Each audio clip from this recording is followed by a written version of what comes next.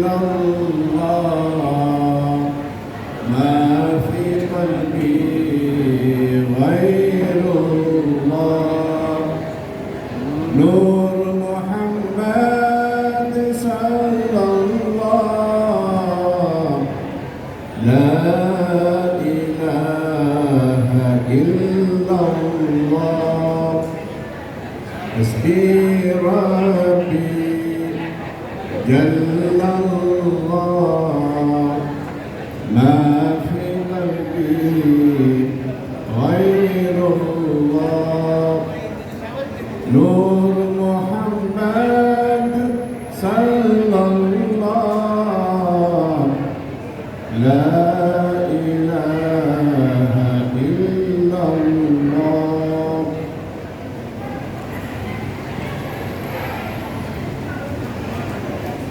بسم الله الرحمن الرحيم. السلام عليكم ورحمة الله وبركاته. الحمد لله رب العالمين والصلاة والسلام على أشرف الأنبياء والمرسلين سيدنا محمد وعلى آله وصحبه أجمعين.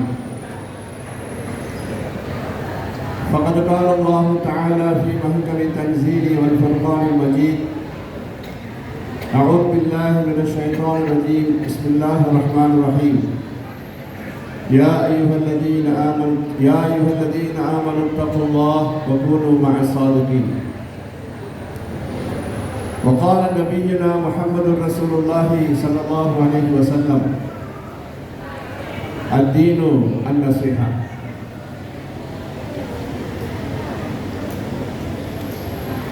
கண்ணியத்திற்குரிய இந்த சிறப்பான மஜ்லிஸை வழிநடத்தி கொண்டிருக்கக்கூடிய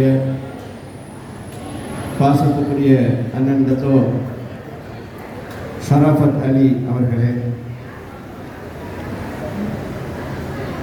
இந்த சிறப்பான இந்த ராத்திபத்துல் ஜலாலியா மஜ்லிஸிலே பேருரையாற்றி நம்முடைய உள்ளங்களை எல்லாம் சந்தோஷப்படுத்தி அமர்ந்திருக்கக்கூடிய மரியாதைக்குரிய மௌலானா மௌலவி ஷேக் அப்துல்லா அலி ஜமாலி ஹசரத் கிப்லா அவர்களே,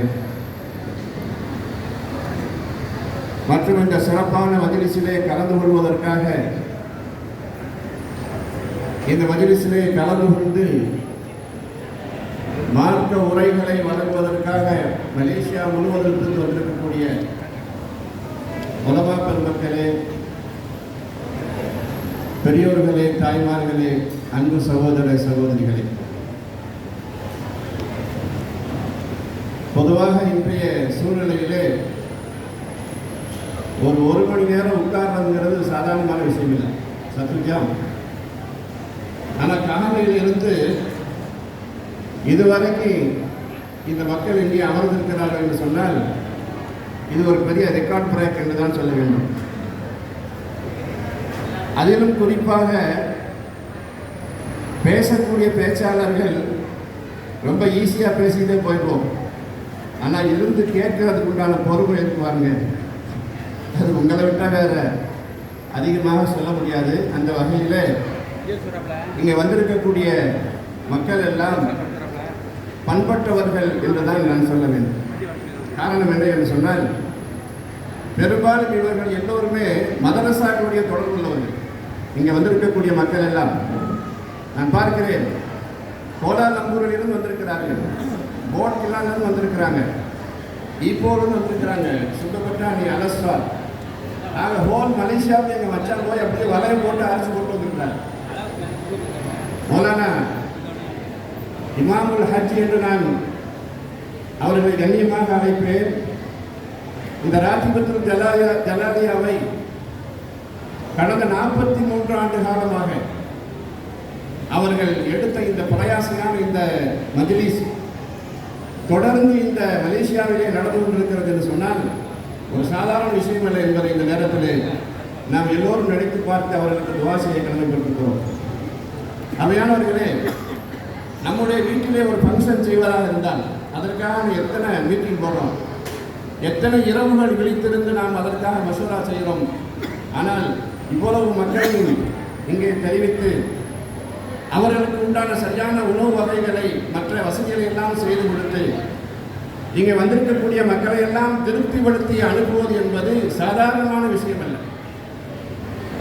ஆனால் அந்த திருப்தியோடு இந்த மக்கள் செல்லுகிறார்கள் என்று சொன்னால் அது துஆவுடைய சிறப்பு என்பதை இந்த நேரத்திலே நான் உங்களுக்கு ஞாபகப்படுத்திக் கொள்ள விரும்புகிறேன். அருமையான தாய்மார்களே, நிறைய தாய்மார்கள் வந்திருக்கிறாங்க. இன்றைய காலகட்டம் எப்படி என்று சொன்னால் மனித வாழ்க்கையிலே எல்லாம் இருக்கிறது, ஆனால் ஒன்று மட்டும் இல்லை. என்னன்னு சொல்லுங்க? எல்லாம் இருக்கு, ஆனா ஒன்று மட்டும் இல்லை.